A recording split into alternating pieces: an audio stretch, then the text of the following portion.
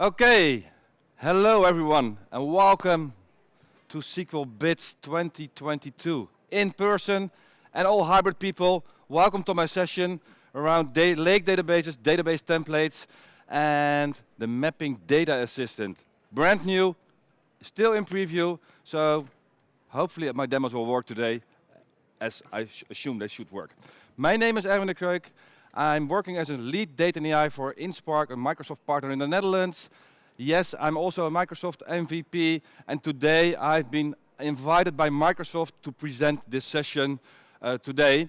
As InSpark, we help organizations to accelerate their digital transformations with impactful Microsoft solutions and expertise. And this year we became finalists in the category Analytics for the Partner of the Year Awards for Microsoft. So today I'm going to talk about lake databases, database templates, the lake database itself, and the mapping data assistant. So this will be our goal of today. So we will have at the end a development environment, a production environment, and everything we have built in development we will deploy to our production environment, and we will connect Power BI to it as well. So this should be the end goal. I'm not going to explain what is Synapse Analytics. I'm not going to explain how the pipelines to deploy are working, but I just show you how the code will be transferred to production, and I will show you how Power BI will integrate there as well. So let's start with our development environment. The first thing we will have, why are we going to use this? You will see that Synapse Analytics has created some industry-specific templates, and with these templates we can accelerate time to insight and to standardize our business area templates, which you will see a little bit later in the demo. It will also identify your gaps and opportunities within your data system and within your enterprise data model. The most important thing what you will see as well, we will start trying to consolidate our data silos so that everybody will use the same silo instead of creating silos for everyone with a single pane of glass. And of course, we want to have a well-formed data lake. And you will see later on as well that the data lake will be really well-formed, create a folder structure. And of course, at the end, we can add some cognitive services or machine learning to the system or to the templates to enrich our data. And we have, of course, we want to have to easily build our report with Power BI. So that means later on, if we do create relations within our model, that these relations will also be transported to our Power BI environment. So if you have questions later on during the session, just raise your hand and try to make it interactive so I can directly answer your question. So let's start with database templates. What I already mentioned, we have the industry-specific schema definitions. And what does it mean? There are currently 15 different templates available which we can use. And these tables or these templates or the tables in this environment are predefined. So you can even customize them, but you have a set of definitions over there. In these different templates, we have two parts of templates. We have the enterprise templates, and then you will directly get for example, your retail schema, or you can define some business area templates, and then you can select your own. So you can select customer, order type, or even transactions or invoices, the template you need for your data model. And is this really useful? Yes, it can be useful. Are the templates we are using there really a dimensional model? No, they are a little bit too much normalized, so be aware of that, but you can still create it on your own way. To design this lake database, there is a new option now. There are two things you have to take in mind. If you want to create a database, you need to have the Synapse permissions, administrator, contributor, or the artifact publisher. And in Azure, the data lake we will use, because everything is used with a data lake, you need to have the stores blob data contributor. Normally, if you create a data lake, or Synapse environment together with your data lake, you will see that will be done automatically. Once you have created that data lake or that lake database, everyone with the Synapse user rights can explore the database. To create a database, it's very easy. We have two options. The first one is the empty option. So we can start from scratch. So that's some things you need to do. The first thing you need to define is your name of your database, of course. This database name will be used within your serverless environment, but also in your Power BI environment to recognize. You can define a description, of course. Sorry, my clicker is not working if I stay there. You can define a linked service, your default linked service. And that means, what is my default data lake? So I can have several data lakes, but this will be my default data lake. This last one, the last one's the input folder. And this is really strange, because if you think if I'm creating something, then I have an output folder. No, the input folder will be in your data lake, and on top, your lake database will be there. And we are going to fill in that input folder. So we will extract data from our source systems and put it in the data lake, which will be the input for our lake database. And the last thing is we can define two data formats. We can define the limited text, or we can define the Parquet files. Delta Lake is not supported yet. The second option is that we can create that database or that lake database from a template, what I just explained. If you go to the gallery in Synapse Analytics, everybody have seen the gallery in Synapse Analytics? Nobody? Okay. Otherwise, I will show you in a bit. In the gallery, there's a new option, database templates. If you go to there, you will see that there are 15 different templates available. So once you click there, you will open the retail template, and you will get almost the same overview what I just had with the empty database. But now you will see that I have added a retail template. There's a shortcut behind, so be careful. Change that name before you commit anything. If you don't change your name before committing, that name will be used. That will be a really strange name, and you can really throw it away. So that's unuseless.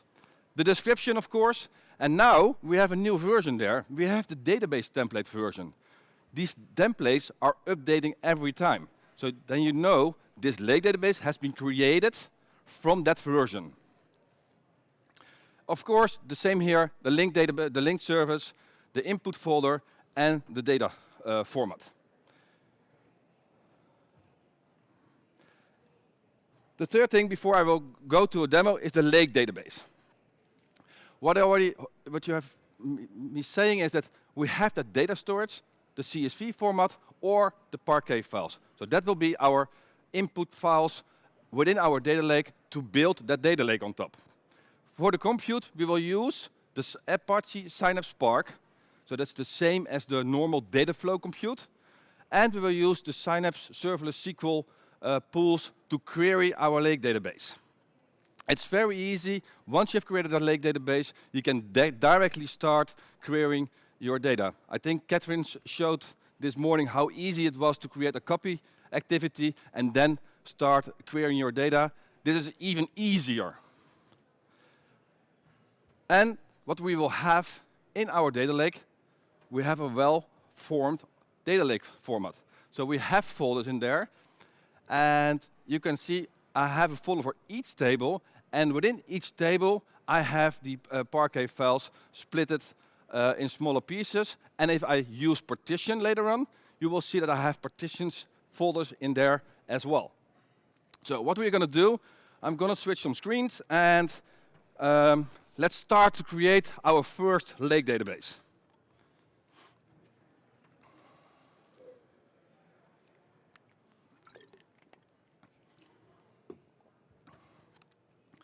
So when we open our Synapse Analytics environment, we have on the left side, we have our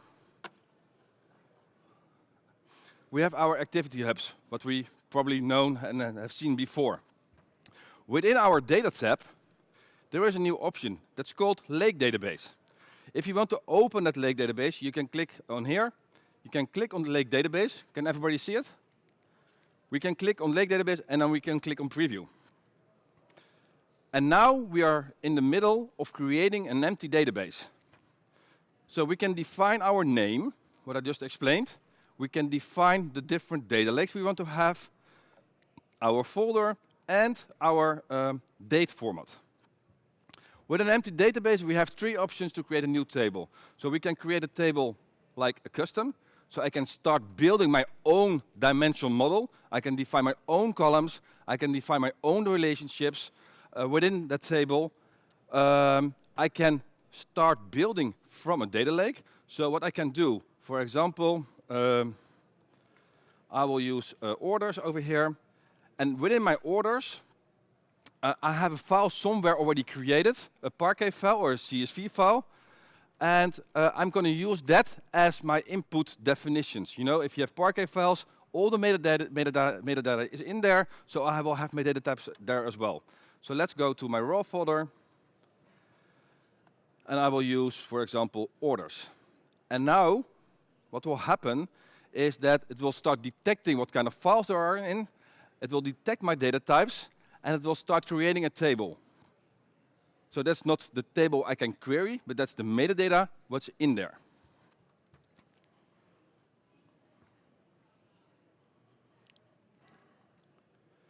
It will start previewing, and then maybe I should choose a smaller file, but we have time enough today.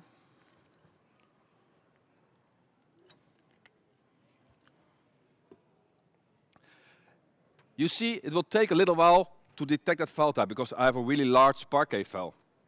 And the first time you will start creating your lake database, something needs to get awake under the hood. So it will start up something before it will actually start working for you. Once I click on Create now, you will see that I have directly that table. Probably a lot of people will know that this is the Wild World Importers database, and I have directly my table over here. But our goal of today is, of course, that we will start building our lake database based on a database template. So if we just close this one and we have nothing, what we can do, we can go to the Data tab again. We can click on the plus and we can start browsing our gallery. And now we have that database templates option over here. We started with 6 and we have now already 15 different templates. I can directly click on Retail. I can click on Continue. And you will see that I have a model right now in here. I can directly start searching over here as well. I can zoom in, zoom out, and I can directly, you will see that I have 8 tables available. This is the default template for retail. If I want to have the whole template for retail, I can go to Filter Tables and just select Retail. And now you will see that I have, where are you? 441 tables available within that template. Nobody's going to build that model because that's not maintainable. So let's skip that one. What I also explained is that we can have these business area templates. So what I can do, if I click on that filter, I can say, okay, I want to talk about channels. And you will see that I have a lot of tables based on channels. Or I want to talk about customers. And then the customer will be added. And the moment I click on that Create button in the left corner, it will directly start creating 269 tables. For today, I'm going to base it on 3 tables, okay? Because otherwise, I will be here at the party to fill all of that data in, to map that. So what I will today, I'm just going to disable this one. We will have a blank canvas. So how can we create a blank canvas? Just use the option clear changes in the canvas. But I need that order table. I want to talk something about customer. So let's add a customer table as well. And you will see directly in that customer table the description of that table. A customer is an individual or legal entity that has purchased a product or a service. So it will directly tell you what is the description of this table? Yes, you can change it afterwards to your definition, but you have a set of descriptions available for your table directly. And that's the same for the columns. You will see directly that I have a subscription for the tables as well. So I have a customer ID. That's the unique identifier of a customer. You cannot change the table over here, so we can change the table later on. So we can delete columns, we can add other columns, and we can do a lot of other things there as well. So let's add customer type as well. And I have order. So I have now a simple model based on order, customer, and customer type. So what I will do, I will click on Create Database.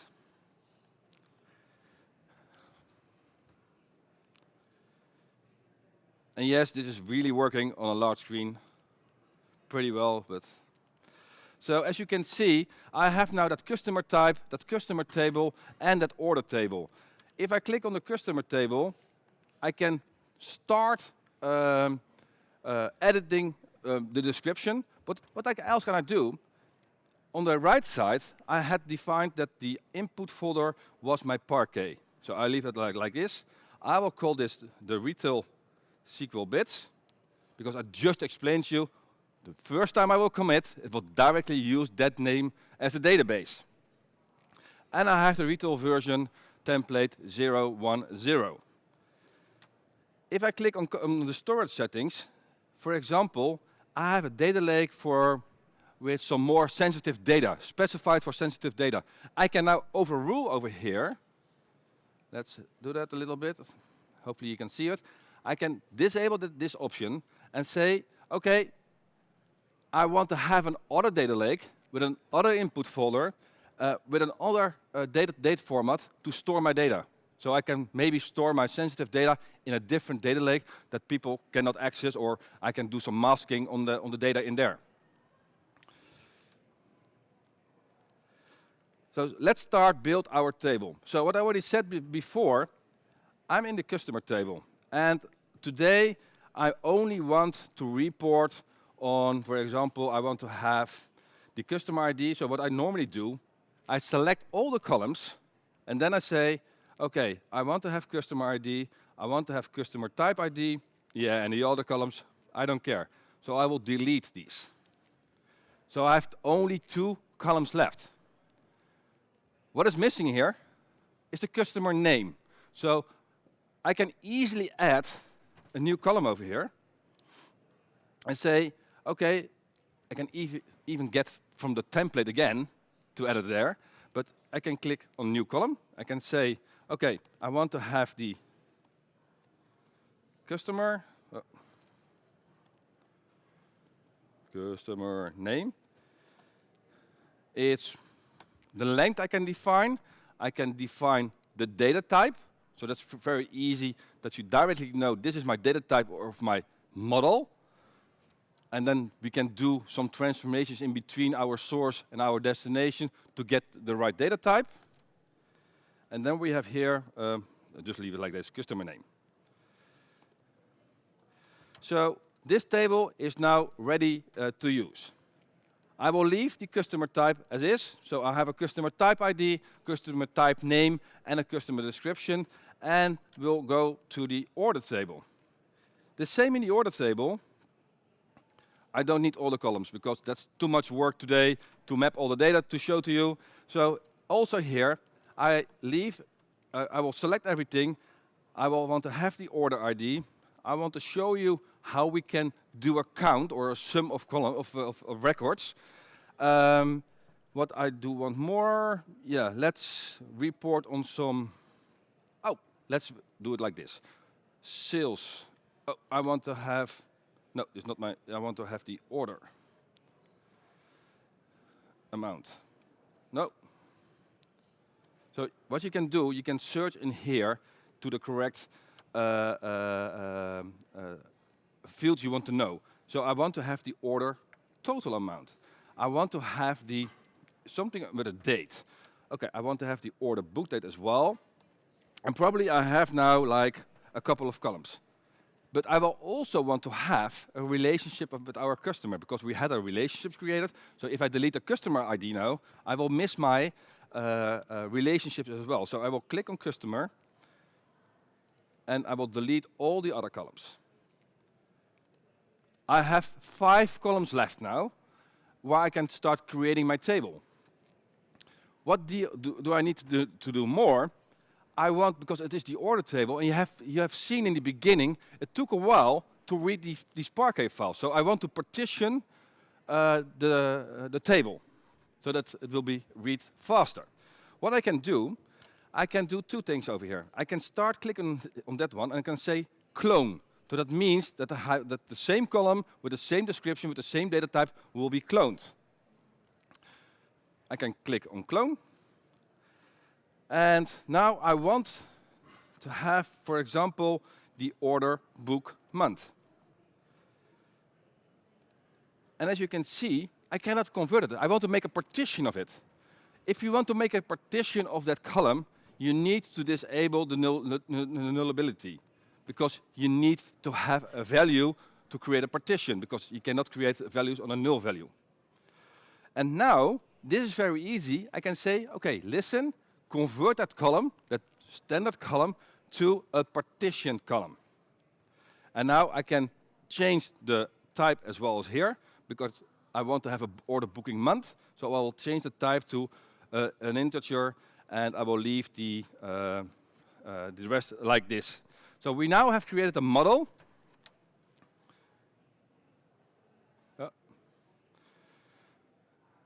The mouse is really working on this desk, sorry. We have a model based on customer, customer type, and order. What I will do, I will now commit everything. So that's very important. Before you continue to do other things, commit and click on publish if you have your DevOps environment connected. If you don't do that, and you will start in the next demo, I will show you how you can start building or mapping your data. It will still use the old name, like the Rito_VRG or something like that. And once I click on publish, that new name will be available. So let's leave it like this. And I will continue. So I already mentioned the mapping data. It's currently in preview, so it's not production ready. So if you do it, it's on your own risk. What we are actually doing, we are creating ETL mappings visually. So with low code, easy, no scripting or whatever. It's really easy to do. So a lot of people can create that model for you now. It will be using the data flow debug. So once I click on the mapping data assistant, how they call it, I will get a new window. Do you want to start the data flow debug? And probably a lot of people who are working with Synapse or with Azure Data Factory will see if you want to debug your environment, you need to start this one. I already started it today because it will take 3 minutes to start up the cluster in the background, and that's because of the time. Once it is ready, you will get a sign in your notifications that you can start using the data mapping assistant. We have a couple of options over there to start with. We have 2 different source types. So we can start using another lake database as our source. So then we can say the storage type is lake database, and then I can select the other another source database. The second one is data lake, and that's probably the one you are using the most. And there we have 3 different dataset types. So we can use the common data model, and then you have to fill in a manifest file. We will have the delimited text, so the CSV file. And once you have selected that CSV file, you should define what will be my input folder. So what is my source of that for my lake database? So we have to fill in the folder path, the column delimiters, the row delimiters, of course. So everything you normally need to do for a CSV file, you have to fill in. And of course, don't forget, if you have row headers in there, enable the row header. For the Parquet files, it's a little bit easier. The only thing you need to define there is what will be my compression type as input. still the input, so my source system, and what is the folder path, where are my folders stored. So what you can do, you can start creating a copy activity from your source system to your data lake, so then I have your data lake zone, and then you can start using these Parquet files to build your lake database. So let's start to create or to start mapping our data and how that all works.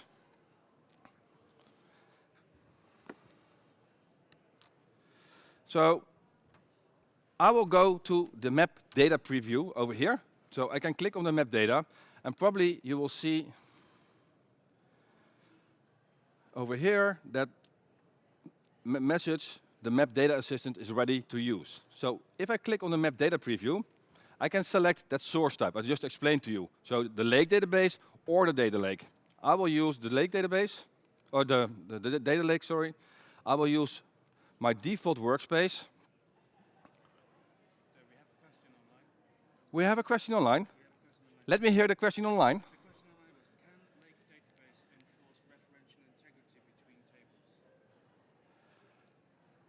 Can lake database enforce referential integrity in a lake database? No, you can't. Because yes, you can define the primary key columns, you can define the relationships, but it is not a SQL database. It's still a lake database. It's still a data lake. It's or Parquet files or CSV files. So I think I had a discussion yesterday evening with someone else as well. If you want to check that, you have to check that afterwards to check if all your columns are in there. That's the same if you build like a data vault version 2.0 within a Delta Lake concept. You will do that afterwards as well. So hopefully that will answer your question. And if not, please submit a new question. Thank you for the online. So I will select that Parquet file as a dataset type, and I will select the folder path. So where, in which data lake, or in this case, in my raw, in my demo. So also here, if you don't see the raw as my container, if I don't see any subfolders within my raw folder, that means that I don't have the storage block data contributor rights within my Synapse Analytics environment. So in this case, I will select demo, and I will select OK.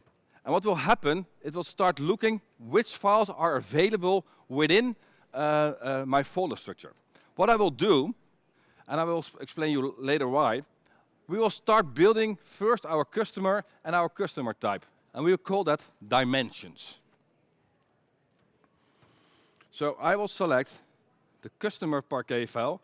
And in this case, I'm going to map the customer category Parquet file to the customer type. We will click on continue. We need to fill in the name. So let's call it the bits dim.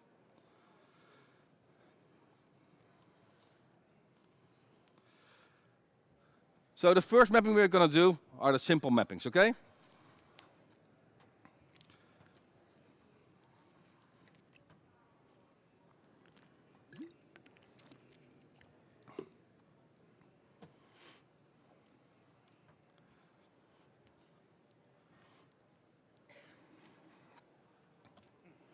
Sorry, I cannot speed it up, sorry.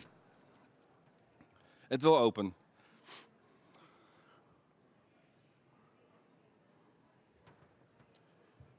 Hopefully soon.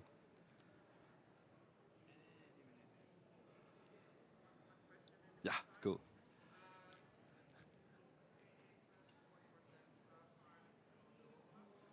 Sorry, I cannot hear you. No, there is no support yet. So the question is there support for Delta files? No, there is no support for Delta files yet. It's on the roadmap. But when it is coming, I don't know. Hopefully soon. So what will happen now is that you will see, and I'm not very happy now, because what you see over here is that my database name has not been changed. I already told you, it's in a preview modus. So what I will do, just going to close it, just going to refresh, magic will happen.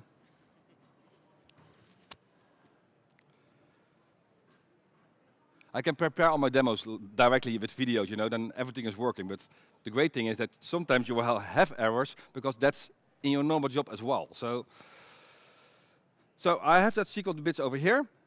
I will do open preview. So the model will be opened again. I will click on that map data preview again. I will select my data lake. My data lake, I will go a little bit faster so that we can continue to build our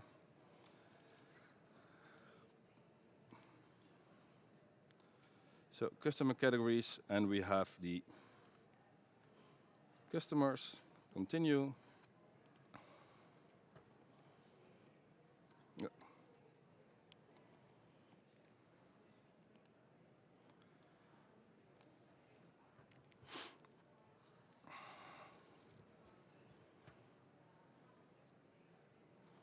Yes, you see, my name is now Retail SQL Bits, so I can start building, because otherwise it was a little bit strange. And all the tables which I have created in that Retail SQL Bits database are available over there. So I can see directly customer, customer type, and order. If I want to start building my mapping, be careful that you select the correct table, because I have done that 100 times, that I was building everything with advanced calculations and, wrong table. So we will build a customer table, and that will be based on the customer parquet file. Because if I go to the customer, the other file, I don't. So what will happen, I can click on new mapping, and there are a lot of different mappings available over here. Hopefully everybody can see it. I will make it here. So we have the direct surrogate key lookups, the sum, min, max. A lot of these mapping options are the normal options which are available in the mapping data flows, which you can use as well in Data Factory or in Synapse. So for this customer table, we will use the direct one. I will select the customer ID. So I cannot make the field longer, so sorry for that. But I can click on customer, and I can say, this is my customer ID. The next thing is that I will have my customer category ID. That's probably this field. I will map that, and I will map it to the customer type ID. The next one is almost a little bit the same, but I can say probably customer name, yeah, and I can map that to customer name. I can click on refresh, and if I click on refresh, I can directly see what is happening in the data. So this is the same functionality which you normally have in your mapping data flow as well. So it will be executed on a Spark cluster, and you will see directly the data over here. So the next thing is that we are going to build our customer type. We will use that Parquet file, and also this one is a pretty simple one. I'm just going to use the category ID and map it to the type ID. Another mapping, direct. I will use this category name, map it to the name, and in this situation I will map, just to show you, I can also map two columns, twice the name, and the other one is to the description. What will happen now, on the moment I'm creating the pipeline, so I click on create pipeline, I will directly have on the left side, you will see it over here, a folder with dimensions, a starting pipeline, which will start my 2 dimensions, and the 2 separate flows. And in here, you will see that I have now my mapping data flow, this is my source data. So that was the Parquet file, to my lake database. And that's new for you, maybe. There's an option now, Workspace DB, and I can select which database and what is the table in that database.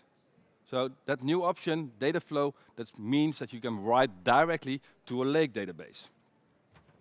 The next thing is what we need to do is we want to build our fact with orders. And I want to create a join between the order table and the order line table to create a total amount of sales. So let's click on Map Data Preview again. In the beginning, I will go a little bit fast to select these files. because that's all the same. Also here, I will select these order lines, click on continue, and I call it fact order.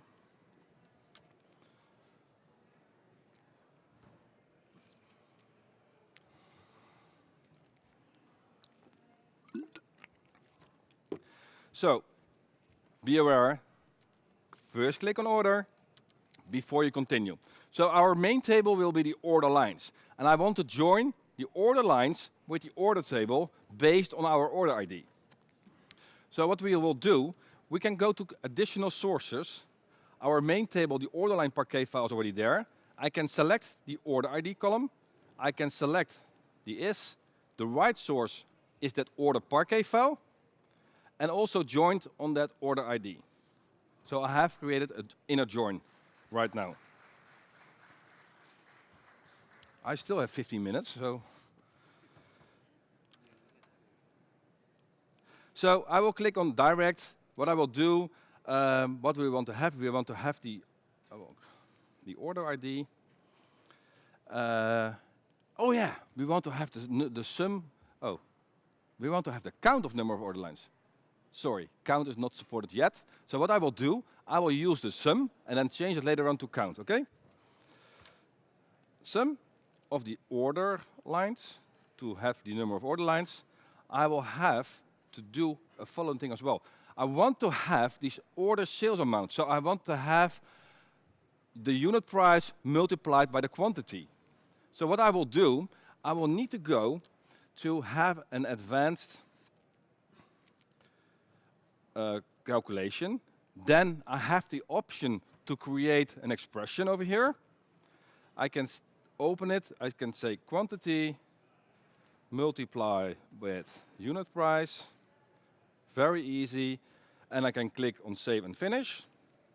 And I will map it to the total order amount. And now I'm a little bit, otherwise we are not going to make it.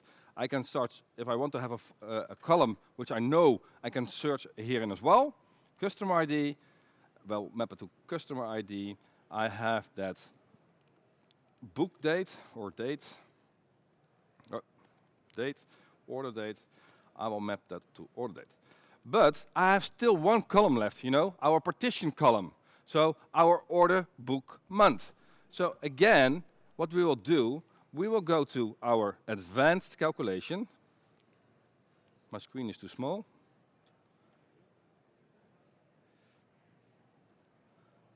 Advanced. Yeah. Advanced. I will do this. So I want to create a month for my order book date. So I just click on month. I will select month. And now I have to replace the date time expression with my month, book month. Date, order date, so save and finish, and I can map that to that order book month. Also here, I can preview the data or I can create that pipeline. No resources were generated. Please make sure that all of your mappings provided a valid mapping. Okay, cool. What I did do wrong.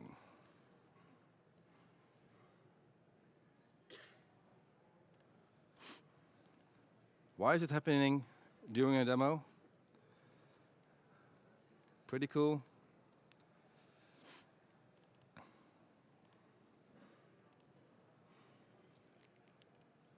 Someone is blaming me.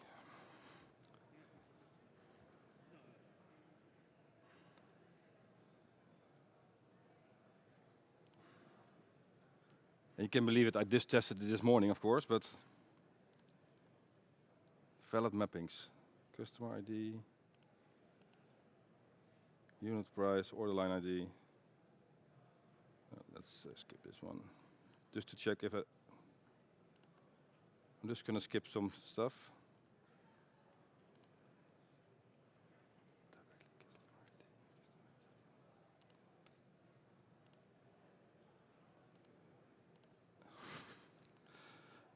This had never happened to me before. Sorry for that.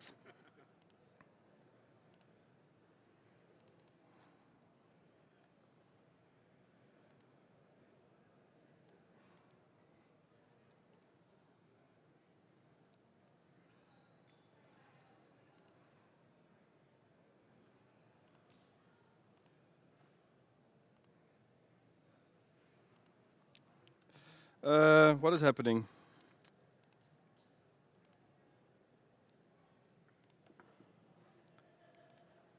There's nothing working at all, so. Yeah, this is very, very helpful. So what we will do again. Okay, let's do this. I'm just gonna do it again. This should normally work, so I have 10 minutes left. I can do that.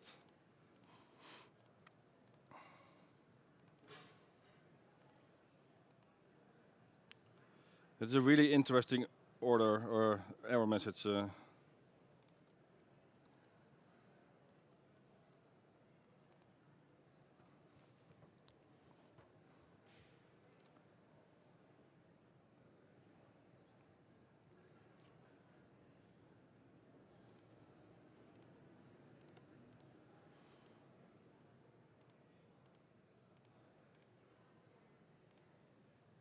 You see what type error I made?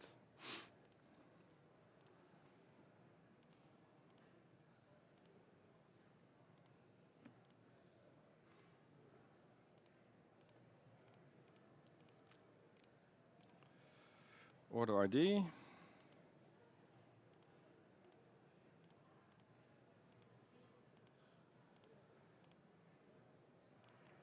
And otherwise, if it's not working, we will continue and I will show you the rest. But direct.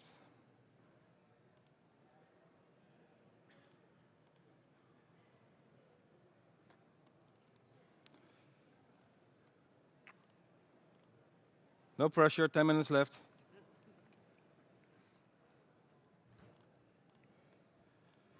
And I know that they are struggling around a little bit with this regular expressions, but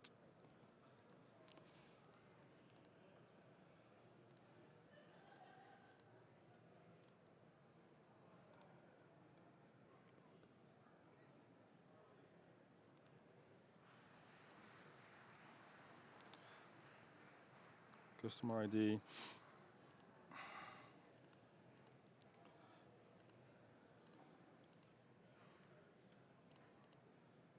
Almost there.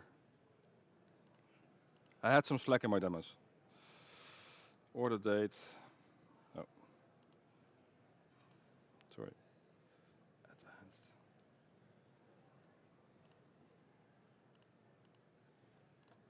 Month. Now you will see hopefully that it will work, otherwise order date. New mapping. The sum of my order lines. So it's working now. Sorry, I don't know what happened. Lucky. So what we can do, I'm trying to speed up a little bit to get it all fixed for you. So I can start running that dimension script just by clicking on debug and use my debug cluster. And I will start this as well so that we will have data within our lake database. So this will be running.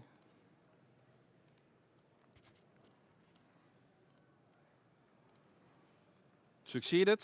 So when I go to my lake database, I go to my tables, customer, I can select new SQL script, select top 100, and I can run that one, and I will have data in there from my customer table, as you can see. Yeah. The other part is running. If I go to my data lake, what I want to show you as well, you will see that I will have in my temp or in my temporary folder over here, I will have retail SQL bits, and within the order is still processing because I did the partition over there. You will see the partitions are coming in based on the order booked month. And for the customer, I will have the separate Parquet files, and you will probably see in orders that I have a lot of files over there because there is more data over there, so it will be split in more separate files. Just going to switch back to the presentation. So this is what we have created. I will show you in a bit, I have a couple of minutes left, how DevOps will be integrated, and I will show you very important, the DevOps environment, you will see that you will have a new option over there in DevOps with a database, and then you will see all the different databases. But very important over here as well, you will also see these relationships. And these relationships and the tables are deployed to your test environment, acceptance environment, and production environment. So within Synapse, you know that only with dedicated SQL pools, with the Visual Studio, you can deploy that easily, or you have to do some tricks with PowerShell to create these objects in your lake house. And now you can deploy your lake database easily to a next environment. And of course, what I already said there as well, the linked server. So if I use my development data lake, it will be changed to my production data lake.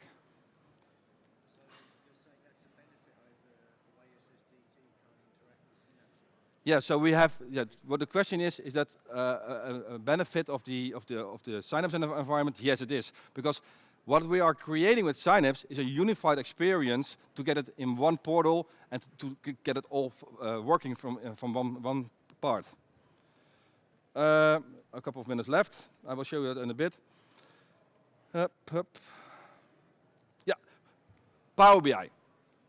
What will happen with Power BI? There is a new connector available, and that's the connector Azure Synapse Analytics Workspace in beta. And you can connect directly to your workspace, connect to the database, and if you get all your tables over that, the relationships you have defined within your lake database will be taken over as well. So you only have to define once your relationships, and then everybody can build his own model on that lake database, or even on different lake databases if you use them in Power BI, and you can use the direct query over there or the import functionality. So not going to create a direct query report on your serverless lake database, because if you want to have real-time reporting, that's not that fast enough. So just going to switch over to there, just to show you what will happen in the background. So the database is there. All the different databases are there. You will see that the retail SQL bits is there as well. And if I go to my production environment,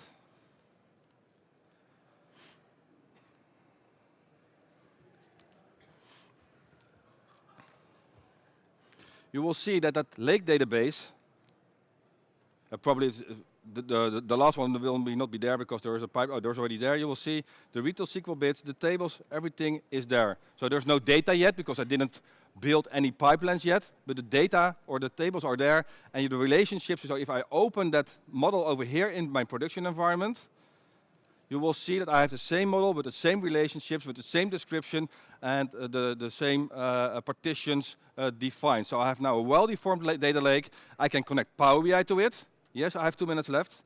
I can go to Power BI, get data. Oh, it's lunchtime, so maybe if you want to stay 3 more minutes for some questions, then that will be awesome.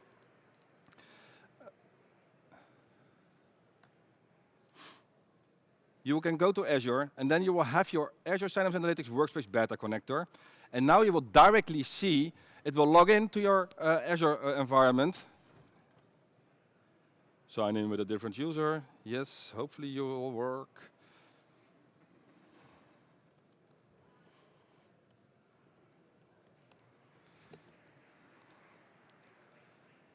Have you seen that message today?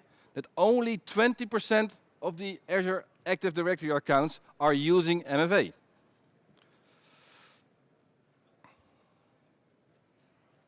It was on Twitter today.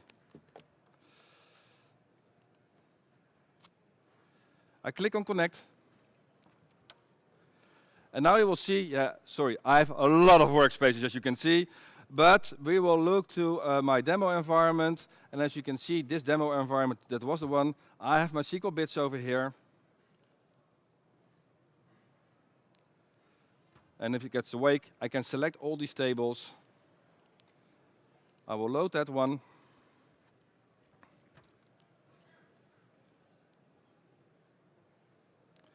And you will see that the connections are created directly, the relationships will be in there, and it will start loading the data into my data model. Yes, question? Do you know if the data is directly loaded from the lake, or is the data loaded by the SQL serverless pool here? It's loaded through the... good question. It's directly loaded from the data lake. I do see that's time, but I will finish the last thing. So you will see it will start directly importing the data. So it's a lot of data, but it will start running. But it's a good question, Hanno. I really don't know. I didn't expect that question. So When this deployment to the production, when this promotion happened? when this promotion happened, I'm using the Synapse extension, from the Microsoft Synapse extension. So that's the workspace publish. Not your stuff, but the default. But maybe I missed something that you just run this in the No, I know my pipeline is triggered on the workspace publish, and that is doing in the background. That's why I said in the beginning, I'm not going to explain DevOps. It will run in the background so I can show you everything. Very important to know, Azure Purview will scan your lake database, so you can classify all your data objects. If you have questions about Purview, in 2 hours I will do another session together with Richard, or in 1 hour. You have seen it, publish before you connect, because otherwise your database name is not correctly over there. The lake database as a source is not working yet. Maybe they changed it today because I saw some message from the product team, and it's still in preview.